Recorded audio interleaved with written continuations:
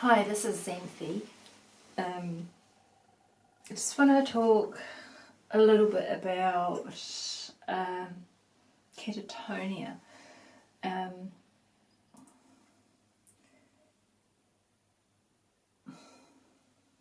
haven't got anything on my head about it.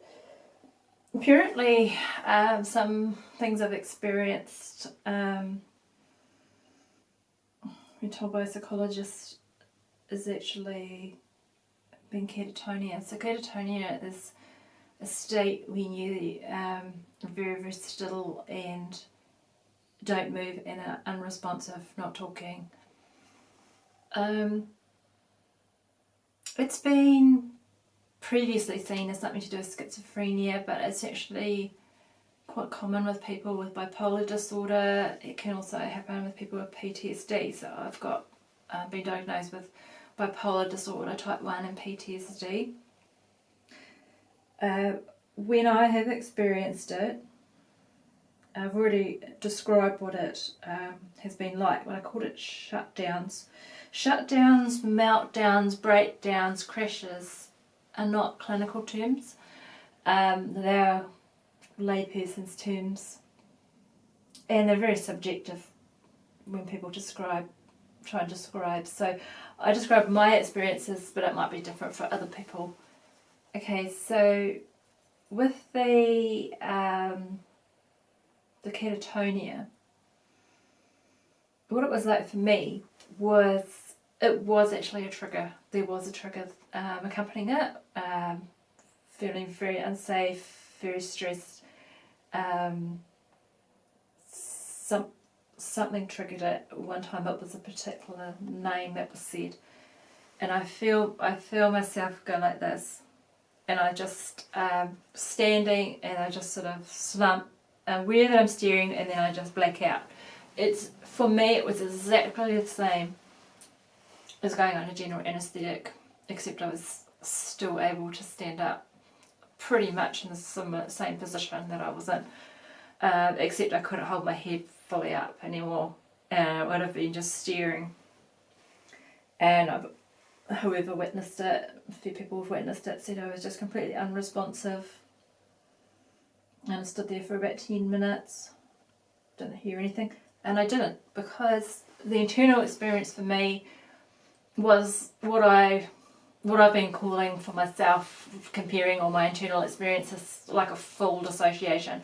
So I can dissociate partially, and I'm more like in a trance, and then I can't hear people again, and I'm kind of in my own little world in a way, and it could be immersed in the music, but it's my brain escaping, basically, is the way I see it. So when I'm standing there looking like a mannequin, my brain, it's black. It's like there's nothing. It's like general anesthetic, and then coming out of it, it's just like, oh, exhaustion. It's like trying to pull my head up, can't get any words out, I'm slowed down. I just feel like I need to sleep, and that's what I did, is just sleep for a few hours. And so there's all these clinical terms for things. Breakdowns, the closest clinical term apparently is, what's it called again? Decompensation stage. And the breakdown for me was like basically non-stop panic attacks, and then shutting down, and by a shutdown I mean like a collapse, pretty much, and then go into fight or flight, and then freeze and collapse, fight or flight. So that was like what a breakdown was like for me, and then the effects lasted for months. But other people talk about breakdown, and they're talking about just something they experienced for 5 minutes. Meltdowns is not a clinical term. It's usually used for, it's often referred to with children, but adults can experience it as well. It's not like a tantrum, where tantrum is like when someone's manipulating to get what they want, and then tantrum stops. Whereas a meltdown is just like a extreme unleashing of emotional distress, basically, like a volcano erupting. And it can be anger, and it can be, for me, it's not usually anger, it's more just uncontrollable crying and just distress. I shouldn't say just, the distress can be going on for like a couple of hours, it's pretty bad. But other time my emotions are usually just under control, so then it all comes out. That's and clinically the closest thing to a meltdown, from what I understand, is called emotional dysregulation, is what the word is.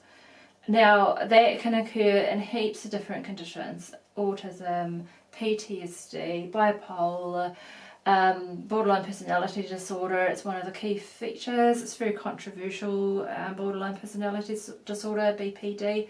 A lot of people diagnosed with it just get very upset about it. So I'm not sure. Part of it's the name, I think, and just feel like they're just treated quite badly by the medical profession, which is pretty understandable, I guess.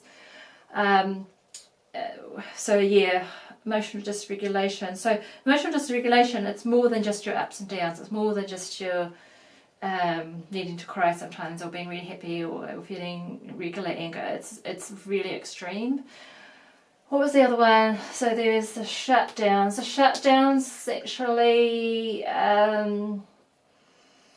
again, it's not a clinical term, but I see it as more, sorry about the noises squeezing paint here, as more coinciding with the freeze state. So the nervous system, you have fight or flight or freeze are the main ones.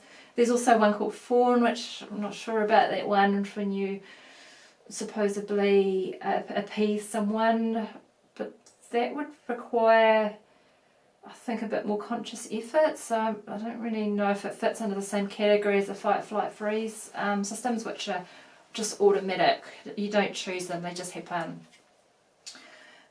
So yeah, I've been also told by psychologists, because they also use the layperson's language with patients, so they do use the lingo breakdown, or they have with me anyway, you know, breakdowns, crashes, which is the bipolar, suddenly going from mania straight into depression very suddenly over a period of minutes, hours, or a day or so, after what could be a very sustained high state for months. What else? Yeah, so just so I am not a medical professional, but I have been basically dealing with doctors, psychiatrists and stuff for many years, and I'm just giving my perspective of what it feels like internally for me. I feel that I did dissociate, but people have all these different subjective experiences of what dissociation is like. I've been told that my going into the music and the music becoming louder and I'm immersed in the music and can't hear anyone is dissociation by psychologists. I've been told that it's like a trance, really. But I feel that when I went into the being very still, which I think is a combination of the freeze,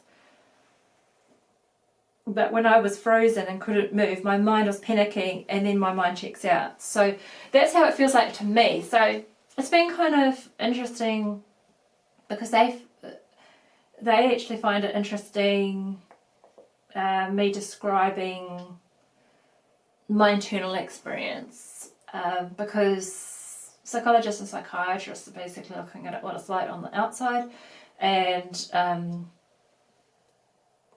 you know, you can use all kinds of language to describe what it's like on the inside, and I guess that's what I'm trying to do. By the way, when I avoid looking at the camera, it's because I have heaps of people go, "You're autistic, I can tell, because you're avoiding eye contact and the way you're processing and the way that you fidget," and because I call it stimming, you know, lots of like just be fidgeting. It's actually, what you're saying is mostly my social anxiety disorder I've been diagnosed with as well, because I find that looking at the camera when I'm speaking is very distracting. it is too similar to eye contact to me, and it also is like public speaking, so it makes me feel really anxious. So the reason why I fidget, stim or whatever is mainly to discharge the energy from anxiety, and or if I'm in an elevated mood, and also to help ground me, to help me stay here so I don't go and freeze and go off steering, although in some videos I have done it stopped and steered for 20 seconds or so, and then tried to bring myself back. So the fidgeting helps prevent my brain completely going offline. Anyway, I hope that helps. Thanks.